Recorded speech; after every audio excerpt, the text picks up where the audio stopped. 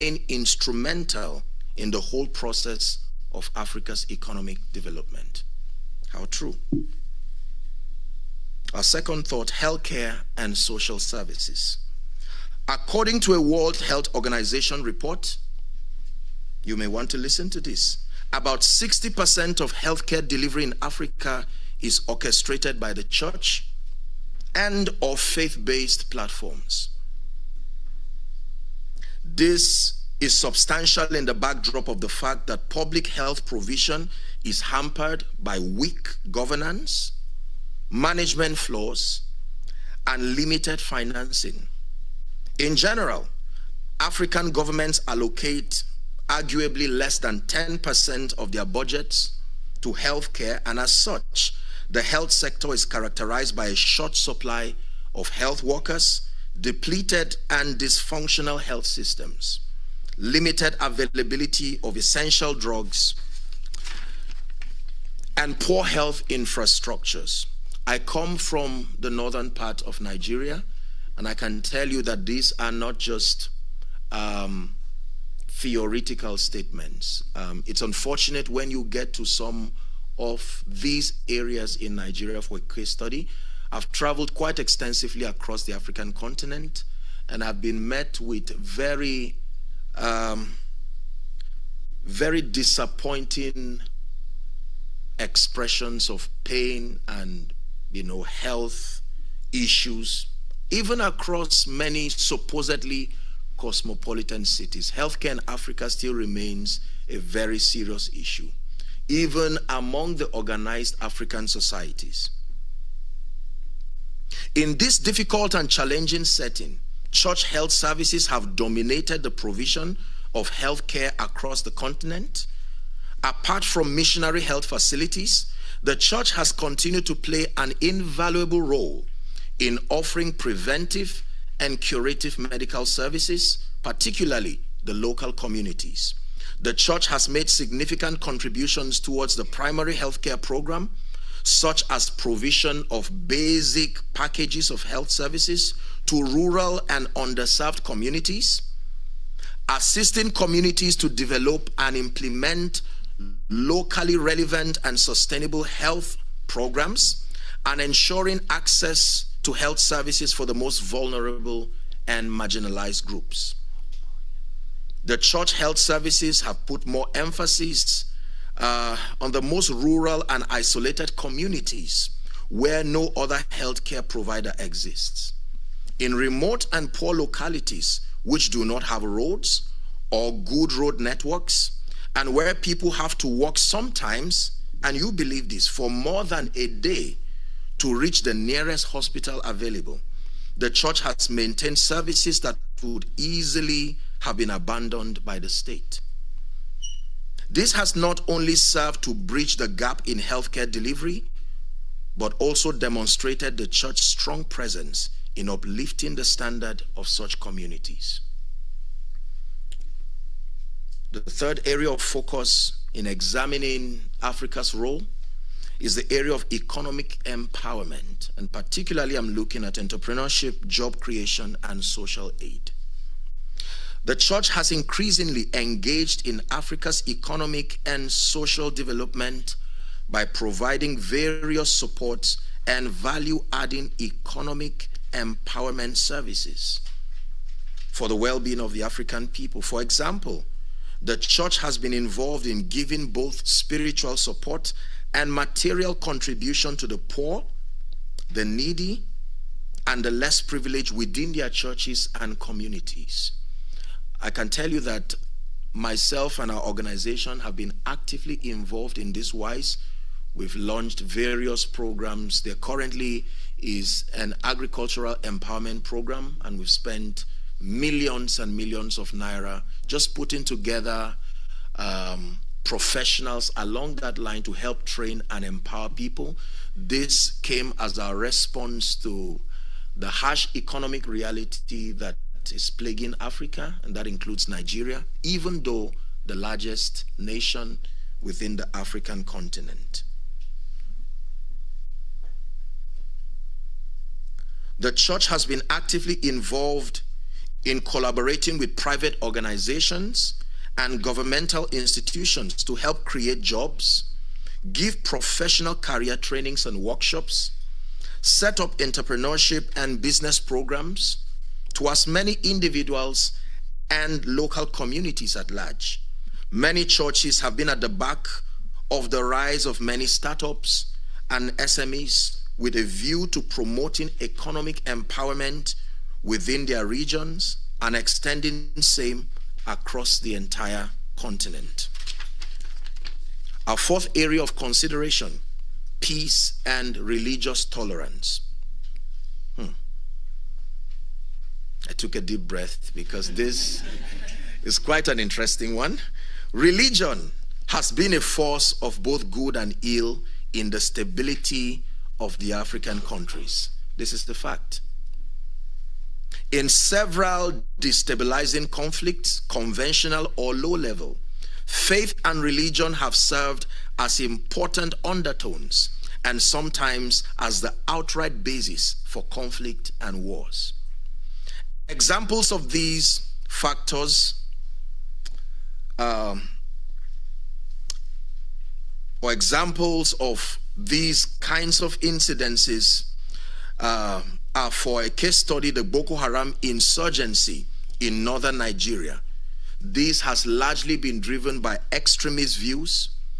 And then you may want to consider the Lord's Resistance Army in Uganda that was formed in 1987 by Joseph Kony with the aim of overthrowing the Ugandan government of Yoweri Museveni and establishing a Christian theocratic state. In several other conflicts, religion has been an undertone, even if not a formal basis of conflict. In Nigeria, again, for instance, the conflict between the Fulani herdsmen, many of you have heard this or probably followed the trend through the lens of media. The conflict between the Fulani herdsmen and the farmers in the Middle Belt regions are often understood as fueled by land scarcity, grazing rights, and climatic change. But the truth is that they have a very strong religious undertone. The herdsmen are usually men of extremist views and practices, and the farmland communities they displace as part of the land grabbing program sometimes and most times are usually occupied or belong to Christian communities. This has been proven without any sense of prejudices, biases, or sentiments. In many regards, the law enforcement agencies on apprehending many of these extremist herdsmen, most of them have been found to be people who sustain extremist views, and their victims have usually been people of the Christian faith. But religion has also been a force for peace and peace building in Africa, contributing to possibilities for development.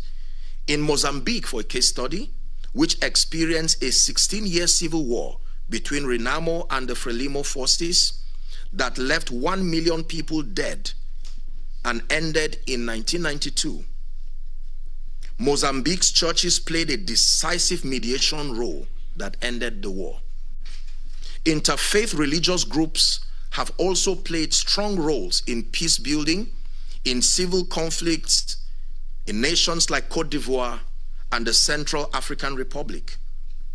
The church and many other religious bodies have played significant roles in the release and the freedom of many victims of kidnap and abductions, as we have in many parts of Nigeria, including the Middle Belt and so on and so forth. In fact, extending to all the African nations. I remember one time I returned from a meeting and I was met with a very serious distress call. And on responding, I was told that the abductors had taken some people that were affiliated to me. It was a group of people who had returned from a program, and all of them were abducted, and they were given 24 hours to present 50 million naira, else every one of them would be slaughtered. And because they were closely related to me, we mobilized, to inform the law enforcement agents, but clearly there seemed to be only so much they could do. And sadly, we had to get people, even of other faiths, to be able to talk perhaps with the abductors, if they could show kindness and mercy, and you would not believe the cruelty that came, cruel statements from those conversations. Sadly, one was shot on the foot. Usually, those levels of mayhem are unleashed to get you to see that they are serious. To cut the long story short, we ended up spending up to 20 million naira, even in the presence of law enforcement agents. Thankfully, they were all released. And we had the opportunity. You see, the challenge is when these people are released, they still are not fine. The trauma that they have to go through, some of them go through rape, some of them go through all kinds of traumatizing things, and it's one thing to get them free, then begin a process of constructive rehabilitation. Because some of them, even without the activity of terrorists again, they may end up dying. The trauma becomes too much, you see.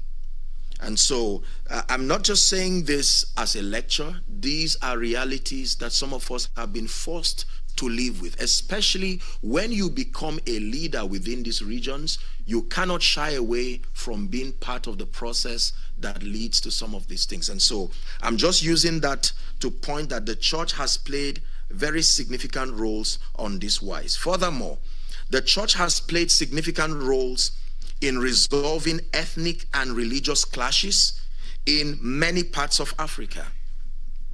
And in fact, have become partners with government and law enforcement agents in the promotion of peace, tolerance, and mutual respect.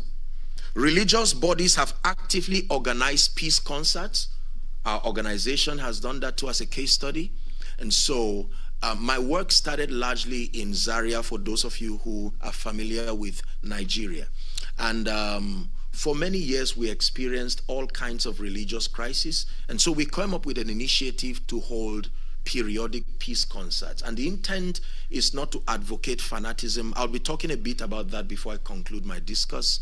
And we successfully brought people from all religions, taking away all kinds of prejudices and promoting love. And you wouldn't believe how productive these concerts were. People came. We had all kinds of welfare activities, and people, Christians, Muslims, and any other person in between, they came, and it was very productive. I can tell you today that I have very good friends that cut across the religious divides. Very productive discussions. We may not agree on the core matters of faith, but I do not think it's been enough reason to hate, to fight, and so on and so forth. Are we together? Okay, so religious bodies have actively organized peace concerts, interfaith forums, sport activities, and public discussions in many parts of Nigeria and sub-Saharan Africa with a view to bridging the gap of intolerance and promoting peace and mutual respect. Challenges and criticisms. Like every and any other system led and managed by humans, there will always be limitations, compromises, excesses, and ill practices. Faith, spirituality, and religion has had its share of the aforementioned challenges. This has led to criticisms from various quarters and strong reservations as to the overall relevance and practice of faith in our contemporary society today. There is still a lot of growth and improvement, truly, that needs to be brought to the current context of faith and spirituality, particularly in sub-Saharan Africa. Matters of neocolonialism by the religious and political elites, advocacy of laziness and irresponsibility through wrong and extremist teachings, lack of transparency and accountability in leadership, even Christian leadership, moral failures within faith-based systems, are all issues that, whether now or in the future, I presume, will have to be confronted if the relevance of faith in nation building and socio-economic development is to be preserved. My concluding thoughts. It is very clear that faith and spirituality still hold great significance in shaping the African continent as far as its future and destiny is concerned. But it is also very clear, and sadly so, still falls short of its potential. I have a very brief discussion with the head of politics at the Abuja U.S. Embassy. Subjects that we spoke about was the idea of the kinds of teachings that people become victims of the orientations that come to them. And because Africa is a very religious continent, most of the ill taught and practiced in Africa, there will have to be a growing orientation that transcends faith, spirituality, and religion from a mere advocacy of fanaticism, societal transformation and nation building, to one that will, in greater measures, spearhead the campaign for moral excellence, honor to all men. We must introduce superior policies that stimulate great growth and development while preserving the fundamental human rights of all and sundry. This way, faith and religion will remain potent forces of change, socio-economic development, and will become active in the world at large. I hope that these thoughts that I've shared with us have helped us to really see that in the midst of all the conflicts that surround faith, spirituality, and religion, that from the lens of history and from the factors that I've put before you, I think it is safe to say that faith still holds value and relevance in our contemporary society, especially sub-Saharan Africa. Thank you very much for your attention. God bless you.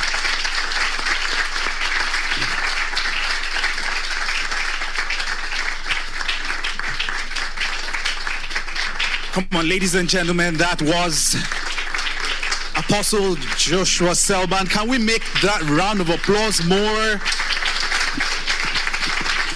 Thank you very much. Thank you very much. We may now have our seats.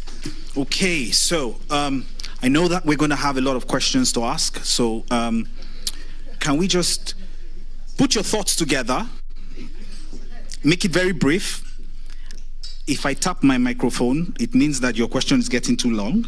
All right, so put that together and think it through, so we can give enough people the opportunity to speak. Ladies and gentlemen, Apostle Selman has walked us through the interconnectedness of man and the relationships and linkages that man has shown over the period. He also exposed us to the history of religion, history of faith in Africa. Some things I had never heard, even though I'm a development student. And then he went on to look at Christianity, faith, and religion, and picked on 3 poignant points where it has actually, where they have played significant roles. Education, which we all know, health and social services, economic empowerment, and peace and religious, peace and religious tolerance. Interestingly, he also looked at the criticisms. So we've not probably done it fully well. And then has encouraged each and every one of us to begin to make the right changes. Ladies and gentlemen, one more time, please put your hands for Apostle Joshua Selman.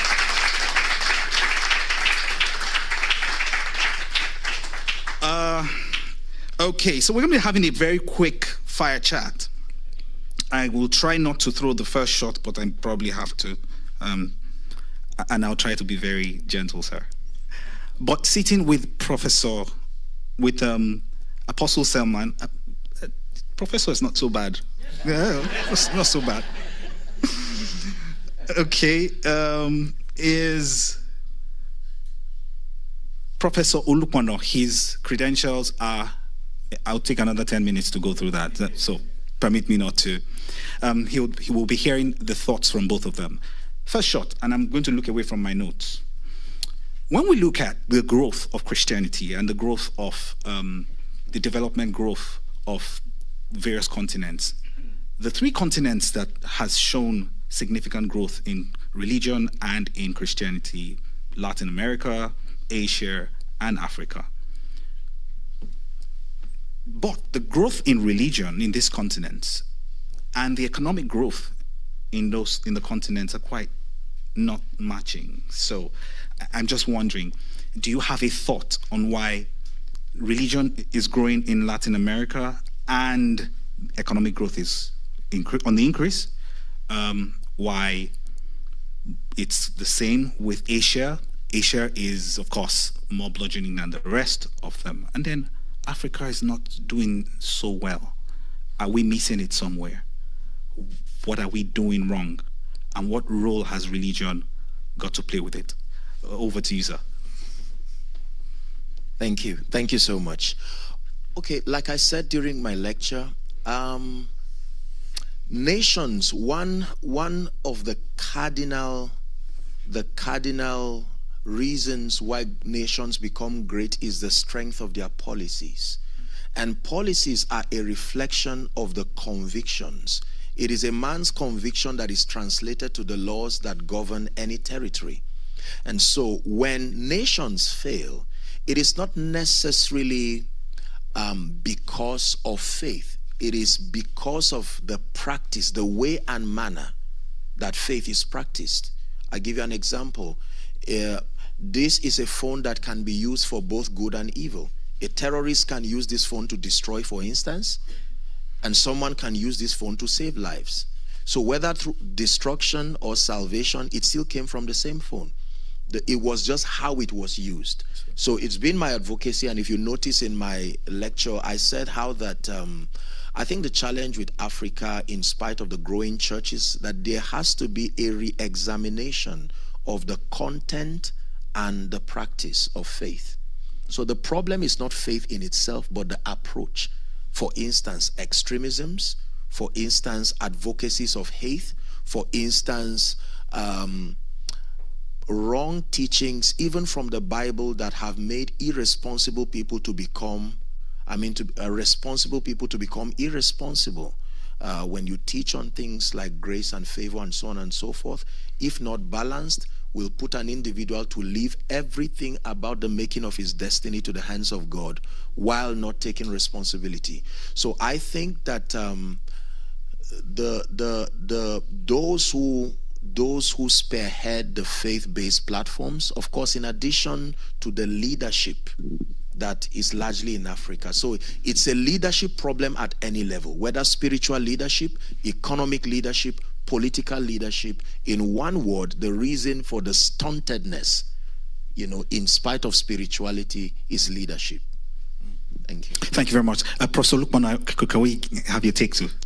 Yeah, thank you very much, and thanks for inviting me to this forum. I just told Ruth that she's leading a revolution on campus here. She may not know it, but I think we're aware of it.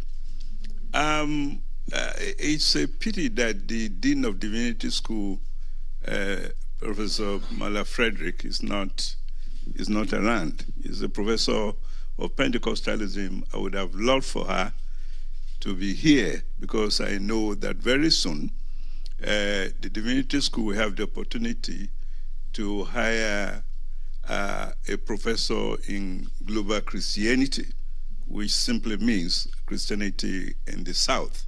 And this is exactly what we're talking about. Let me thank you for this very powerful speech. The last time we had a Nigerian to give such a lecture here was the Sultan of Sokoto, who gave what they call the Jodidi lecture at the Weatherhead Center. We will surely bring you back. That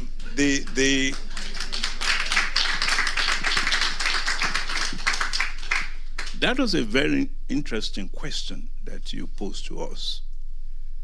And I think it relates to one of the issues that the apostle mentioned, which I will repost as what we call lived religion, the praxis itself, where religion is seen, say Christianity, not just as a place where you go to worship, or even as a faith you defined, but almost like a heritage that you are born into it, and you own it, and you claim it, and you practice it.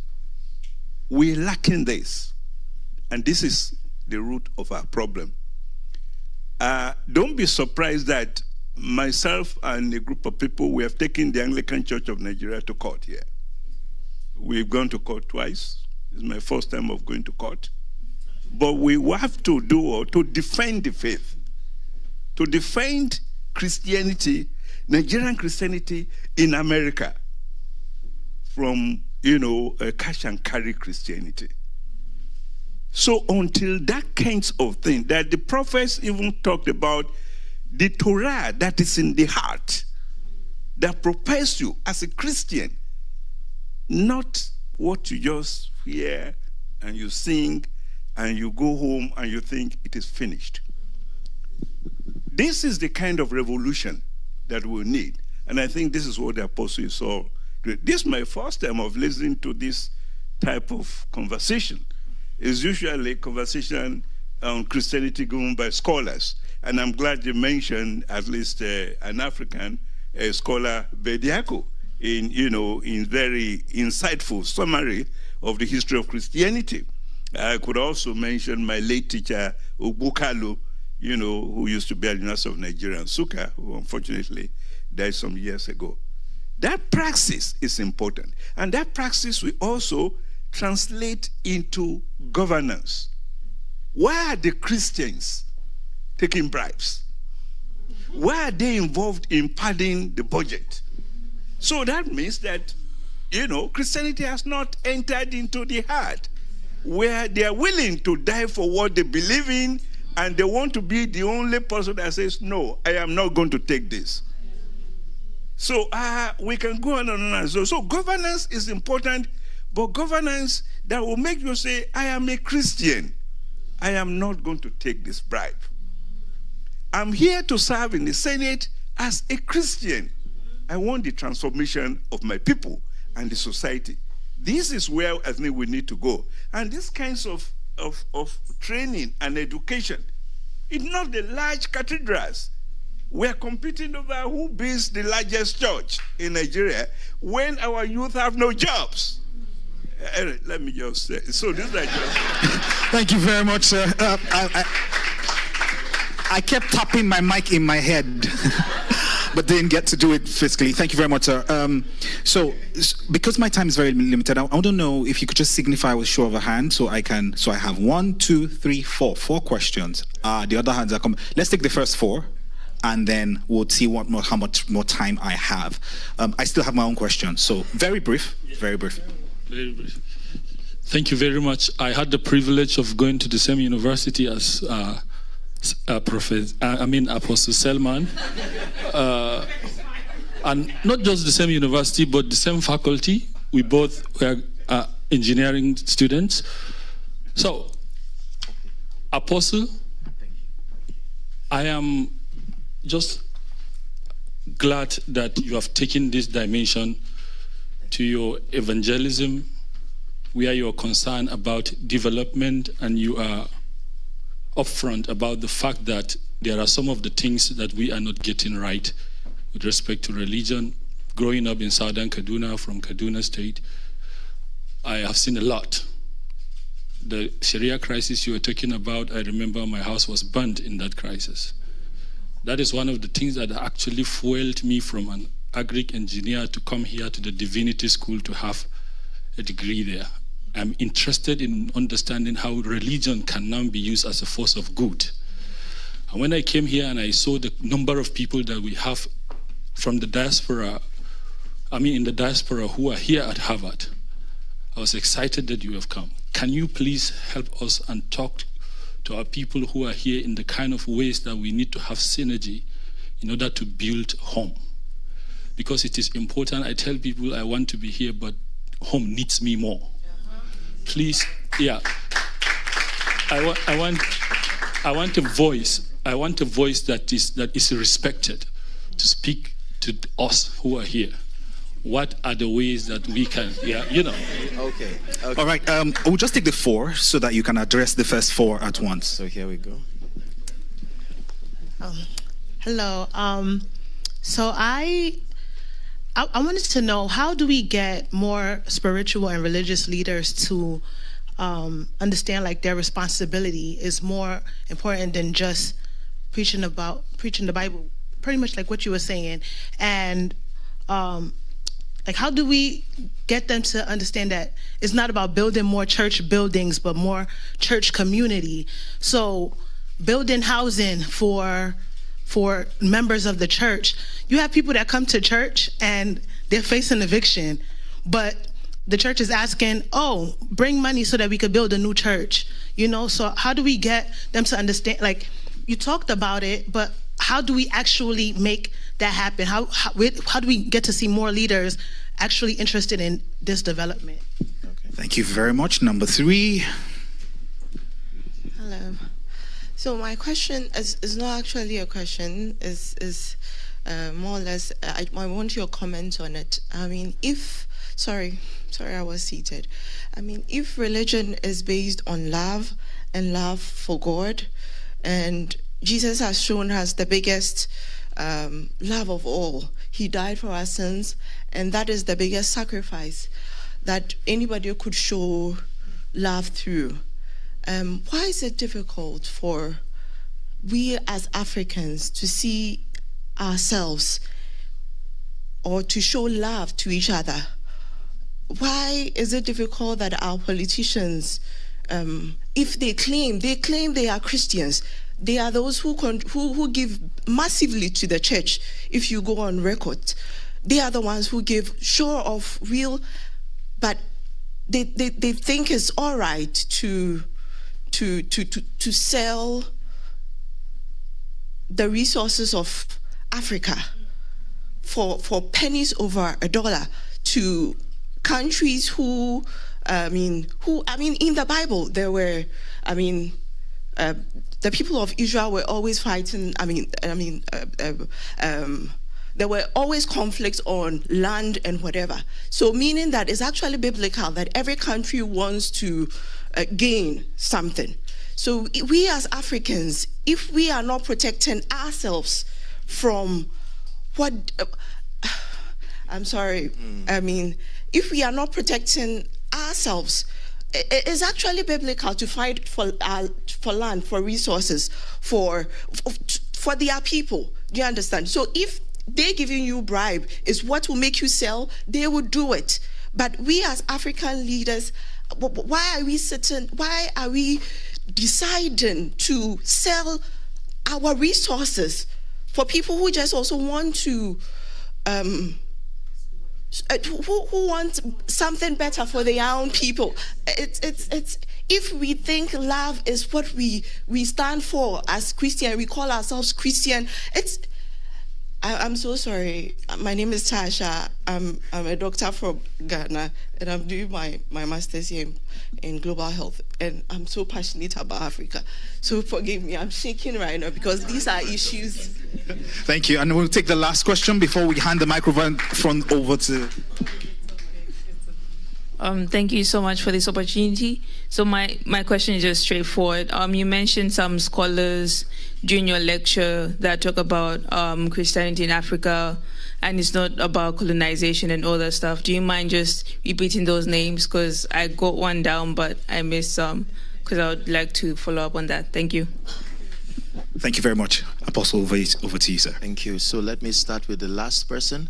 I left about 2 or 3 copies of my lecture notes behind, so you can have, yes. So that solves that. But then I think I'm really touched by. I'll try to just weave the 3 questions together because they're all interconnected. First, for you, may I request that if you can have access to our platform, please listen to my message, my teaching, my talk how nations are built. This was an Independence Day discussion in Nigeria, and that came by studying America. I took a study on America to know why America is America, and I came up with about 5 to 6 factors. Number one being the strength and the quality of the policies. Every nation is as powerful as the policies they build and allow to find expression. And policies don't fall from heaven, if for want of word. Policies are a reflection of the understanding, the orientation, and the conviction of a people. What you believe in is what is translated into law and governs your environment. And so for the gentleman asking the question, I think the first key to creating any change is to become the example of what you want to advocate. It is stronger when you are the transformed person, so you allow people to look at your life. Your life becomes a vista. It becomes the clearest portrait of what you are selling. And so most times I see your being here, and for all of you who are of the African descent, I salute your love and labor and in all that you are doing here, because this for me is a representation of your commitment to making Africa better. Talking about it, whining and complaining like many do, unfortunately, will not get the job done. Yeah, so you are taking it a step further and investing in knowledge, learning, relating with. And so the kind of, I don't know how many presidents have come out from here, and so you're dealing now with minds where the limitations of culture, the limitations that have come as a result of biases, mediocrity, and all kinds of sentiments have been taken away largely, I assume. So in learning, you are able to interact with global perspectives. Now, from that standpoint, you will clearly see the flaws that have come upon the African continent. Then from your transformation, you come up with programs. The change cannot happen until your approach is systematized. You see that? You systematize your approach by building programs that reflect your approach. And I will tell you something about transformation. Transformation is one person at a time. Most people do not understand the power of one. 1 million is 1 plus 1, help me, plus 1 plus 1. Every one you take out of 1 million stops it from being 1 million. Did you get that? So if you say 1 is so insignificant, reduce 1 from 1 million, it can never be called 1 million again. What makes 1 million 1 million is the strength of many ones. You see that? So for every one person you change, every one person who your transformative programs affect, you are increasing the momentum for territorial transformation. I think most people, and especially those of us who are of the African descent, we are used to big things, big cars, big houses. So we do not respect the power of small, constructive, effective progress. If your house is small, something is wrong with you. Your car is small, something is wrong with you. And so if you have a chance to transform people like the minds in this room now, you would prefer to make noise around a stadium than to constructively distill your knowledge to people who can create something that is potent. So for you, sir, my advice would be to continue what you are doing. You have to gain the advantage of relating with global minds. And this is what this platform provides. And so from the lens of those minds, you can come up with programs and probably tailor make it to suit the African continent. There are so many things we do. I'll give you an example. I hope I'm not wasting your time, am I? So I decided to come up with a program, my hometown back in northern Nigeria, because of the ancient history of traditional practices, the worship of the dead, and so on and so forth. In fact, some of those people have children who are purported to be the ones who become extensions of all these idol things. And so because of that, they're not allowed to participate in secular education and several other things. And I decided to come up with an approach to deal with this. First, because I am one person who believes in the power of faith and spirituality. So our approach was prayers. You see that now? This is my approach. But then we did not stop there. We went ahead to begin to, right now we're doing, I don't know number what now, but the project was to build a number of boreholes and transformative projects. And once people begin to see you translate spirituality to a context they can relate with, now they are ready to listen. Even if they won't believe, they will respect the fact that there are fruits to your advocacy. It's not blind fanaticism. We began to lead a campaign of scholarships from the elementary stages to the advanced stages, now to college. We've invested massively in all kinds of things, widows, orphans, very serious transformative projects. And then I had a meeting with all the traditional rulers, all of them, and decided to challenge them that it's time to begin to advocate a new order of things, that they must begin to probe into some of these practices they inherited. We must begin to use facts and figures to find out, has this worked in the last 100 years? And if not, can we begin to at least be flexible enough to reconsider other superior options?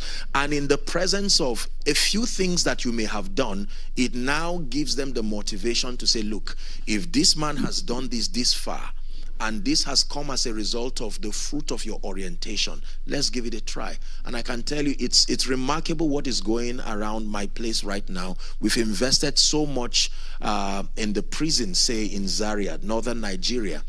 I have a very strong relationship with the people. We've provided all kinds of things, generators, food, every time, during Salah, during Christmas. In our social responsibility, we never bring prejudices of religion. Never. And so you would find me with the Muslim leaders and all kinds of people. I greet them, I joke with them, I pray with them. In fact, one of my closest friends in northern Nigeria is a Muslim. He has a school, he has a hospital, and during my birthday last year, he wanted to buy me a Quran, a Bible, and a Torah.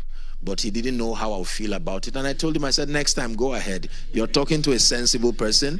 Just because I'm a Christian didn't mean I threw away my reasoning. You just let me have those materials and I'll consult them as occasion serves. So I think that we have to contend for transformation. Many people who see the need for change are not transformed enough to respond to that change. Did you get what I said? That answers the other question, my dear. And so if we are to create a debate, say, on social media, you'll be amazed at the number of unintelligent people who will be interested in responding. But it ends up as noise coming from different angles. The reason is because everything depends on transformation. You cannot change a system you are currently a victim of. You have to come out of that system mentally. You see that? Then you will now be able to create programs that gradually, it won't happen overnight, I can tell you, gradually begins to influence the system. For those of you who are particular about the spread of Christianity, my apologies for just stretching a bit. I just wanted to bring perspective to what you were saying. Jesus started with 12 disciples. Am I right on that? And then, you know, the Bible and Christian writings would tell us that then 120 people, look how small they were. But look how detailed he was in instilling his mindset and helping them understand the project. And he didn't fail. You see that now. So imagine that he tried to do that to the 5,000 he fed. He only fed them and let them go home. But when it had to do with building people who advocate his ideas, he took time. Even when he resurrected, he said, look, leave my resurrection, get together, I need to talk to you. And he spent 40 more days helping them. So I think that that is the idea that we must have. Everyone who participated in this lecture and this talk, you must believe that you're not just a number in the midst of many. Until you see yourself as an advocate that can bring change. Remember my example of 1,000,001? So you are one, but you are a significant one. Do you know why? Because you are one who is in an ongoing process of constructive transformation. This is what makes one person to be as strong as a nation. Nations were changed by many, but they were changed by one. South Africa was changed by many, but changed by one. Great people like Mahatma Gandhi and and all of the people who have advocated social transformations. They didn't do it alone, but they started it and they maintained the momentum. I hope I've been able to attempt these questions. Thank you very much, Prof. If you don't mind, let me also add that even within Nigeria, there are great role models in our history, in contemporary history. Francis Ibiam in the East, Aminu Kano in northern Nigeria, Awolowo in southwestern Nigeria, the most hated person there. If not for the program that he established, we will not be here. You can't explain southwestern transformation without going back to that man who, just like a leader, and lived by examples. He was so good that politicians in Abuja were saying, oh, we hear it doesn't do nice. How can you be a politician and be staying with one wife? The kinds of useless debate they were making when the man was busy transforming southwestern Nigeria. So what I'm trying to say to you is that also look inward, that within the country itself, there are great men and women who played important roles that we are able to emulate. And this should also serve as examples for us. Thank you very much, sir. Distinguished guests, ladies and gentlemen, please, one more time, can we put our hands together for these very distinguished personalities? I didn't hear those round of applause. Thank you, thank you, thank you, thank you very much. I will crave your indulgence one more time before I leave the podium, and that is, and I know I'm going to be flogged for this, that's why I'm looking forward and not backwards. Look, she has had sleepless nights trying to put this together. I know no one is going to get the opportunity to give her a round of applause. So one more time for Professor Mrs. Okediji. Sit. No, sit.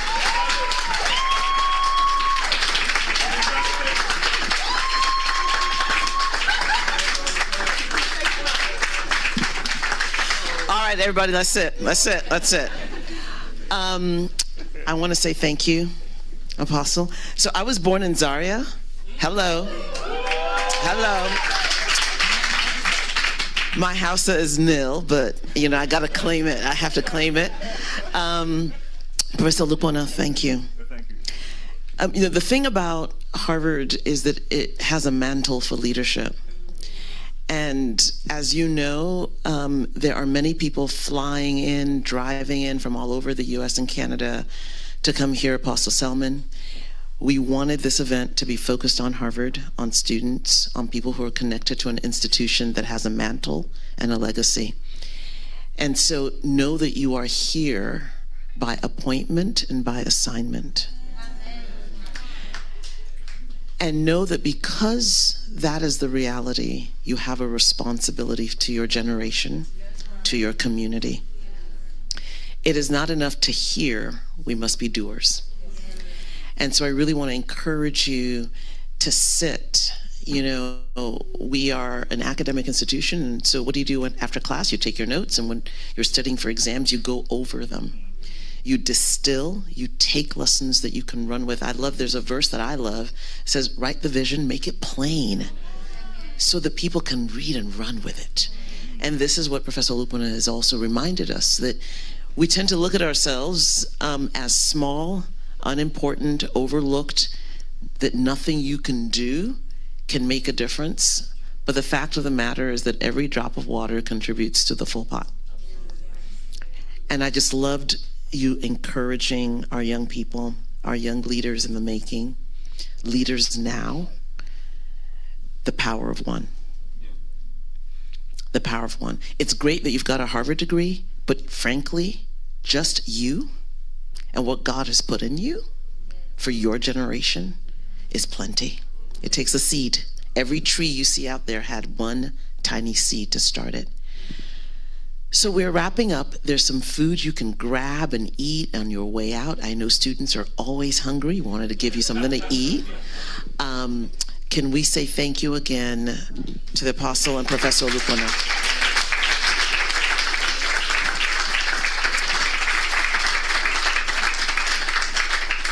One last thing that I want to say to all of you. Everything Apostle Selman lectured on today is true about America. This is a church problem. It's a faith problem. And the same challenges that we are seeing and that Apostle Selman mentioned in the context of the Global South and Sub-Saharan Africa, we are seeing it in the U.S., in this land as well. And we don't have the time. We're going to bring him back for another lecture. But there is a global component to this call for leadership. And so as you are going about your studies and as you are thinking and praying and just yielding yourself to the gifts and the talents that you have, remember that as you begin here, that there are nations that are going to be affected by the power of one, and that one may just be you. Thank you for being with us today.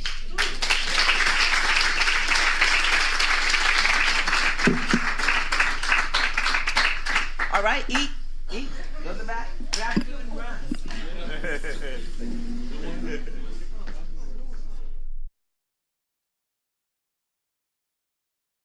Recording stopped.